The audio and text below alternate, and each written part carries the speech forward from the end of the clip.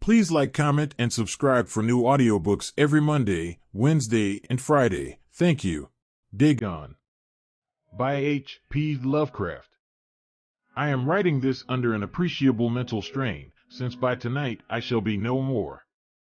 Penniless, and at the end of my supply of the drug which alone makes life endurable, I can bear the torture no longer, and shall cast myself from this garret window into the squalid street below.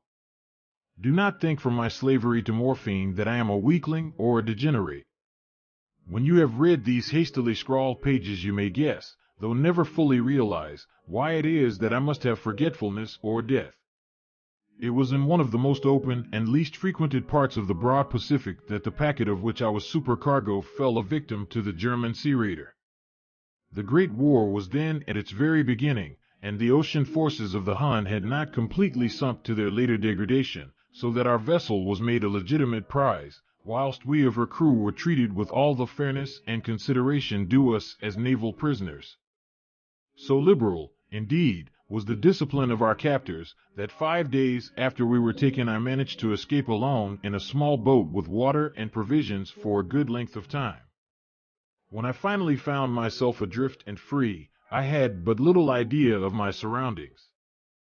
Never a competent navigator, I could only guess vaguely by the sun and stars that I was somewhat south of the equator. Of the longitude I knew nothing, and no island or coastline was in sight. The weather kept fair, and for uncounted days I drifted aimlessly beneath the scorching sun, waiting either for some passing ship or to be cast on the shores of some habitable land.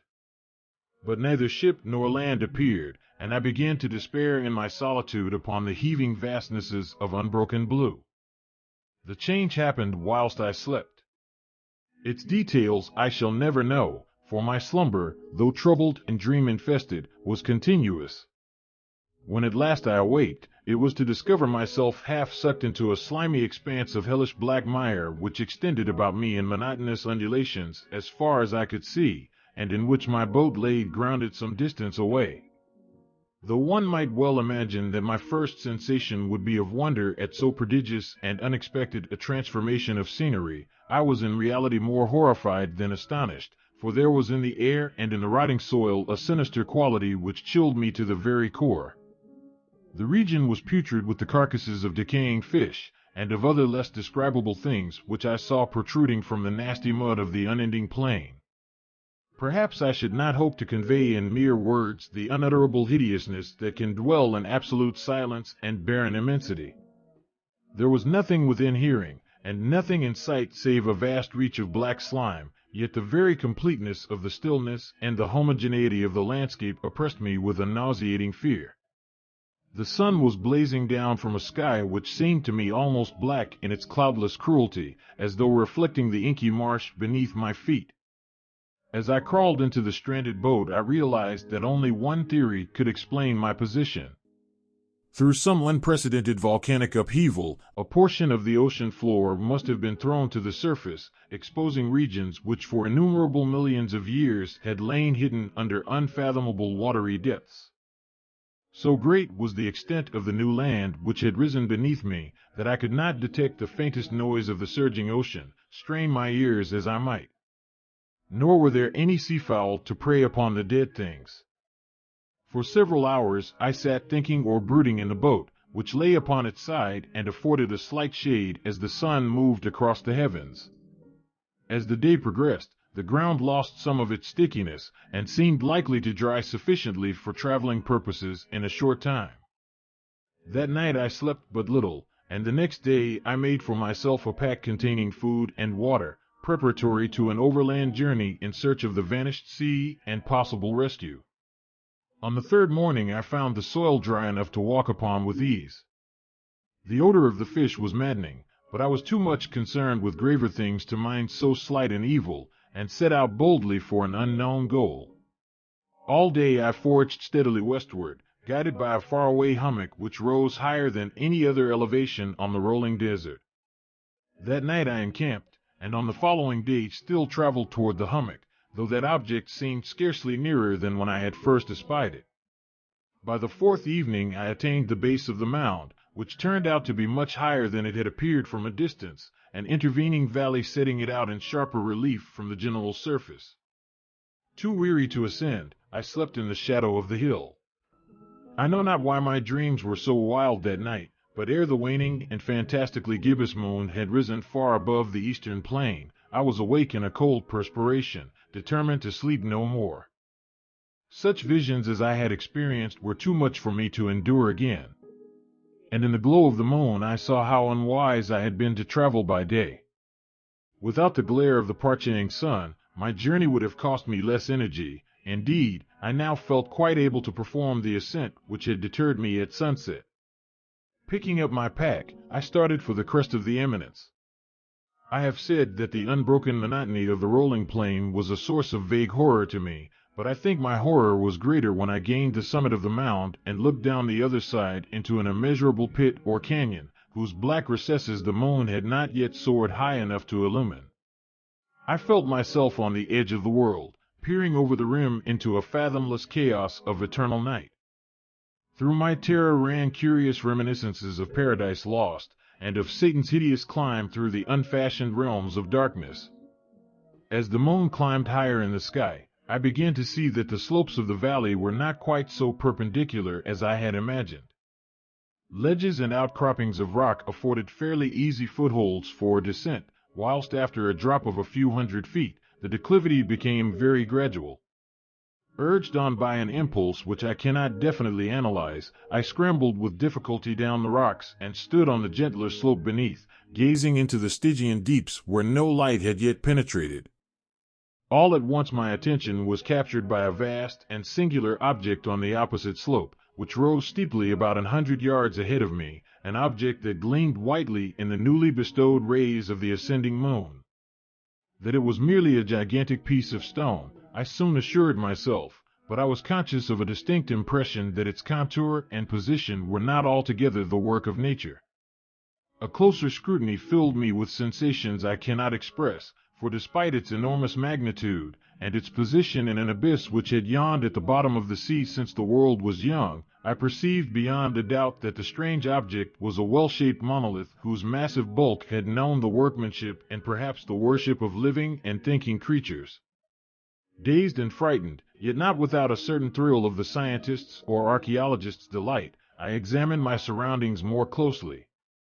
The moon, now near the zenith, shone weirdly and vividly above the towering steeps that hemmed in the chasm, and revealed the fact that a far-flung body of water flowed at the bottom, winding out of sight in both directions, and almost lapping my feet as I stood on the slope. Across the chasm, the wavelets washed the base of the cyclopean monolith, on whose surface I could now trace both inscriptions and crude sculptures. The writing was in a system of hieroglyphics unknown to me, and unlike anything I had ever seen in books, consisting for the most part of conventionalized aquatic symbols such as fishes, eels, octopi, crustaceans, mollusks, whales, and the like. Several characters obviously represented marine things which are unknown to the modern world, but whose decomposing forms I had observed on the ocean-risen plain. It was the pictorial carving, however, that did most to hold me spellbound. Plainly visible across the intervening water on account of their enormous size were an array of bas-reliefs whose subjects would have excited the envy of a Dor. I think that these things were supposed to depict men, at least, a certain sort of men, though the creatures were shown disporting like fishes in the waters of some marine grotto, or paying homage at some monolithic shrine which appeared to be under the waves as well. Of their faces and forms I dare not speak in detail, for the mere remembrance makes me grow faint. Grotesque beyond the imagination of a Poe or a Bulwer, they were damnably human in general outline despite webbed hands and feet, shockingly wide and flabby lips, glassy, bulging eyes, and other features less pleasant to recall. Curiously enough, they seemed to have been chiseled badly out of proportion with their scenic background, for one of the creatures was shown in the act of killing a whale represented as but little larger than himself. I remarked, as I say, their grotesqueness and strange size, but in a moment decided that they were merely the imaginary gods of some primitive fishing or seafaring tribe, some tribe whose last descendant had perished eras before the first ancestor of the Piltdown or Neanderthal man was born. Awestruck at this unexpected glimpse into a past beyond the conception of the most daring anthropologist, I stood musing whilst the moon cast queer reflections on the silent channel before me. Then suddenly I saw it. With only a slight churning to mark its rise to the surface, the thing slid into view above the dark waters. Vast, Polyphemus-like, and loathsome, it darted like a stupendous monster of nightmares to the monolith, about which it flung its gigantic scaly arms, the while it bowed its hideous head and gave vent to certain measured sounds. I think I went mad then. Of my frantic ascent of the slope and cliff, and of my delirious journey back to the stranded boat, I remember little. I believe I sang a great deal, and laughed oddly when I was unable to sing. I have indistinct recollections of a great storm some time after I reached the boat. At any rate, I know that I heard peals of thunder and other tones which nature utters only in her wildest moods. When I came out of the shadows, I was in a San Francisco hospital, brought thither by the captain of the American ship which had picked up my boat in mid-ocean.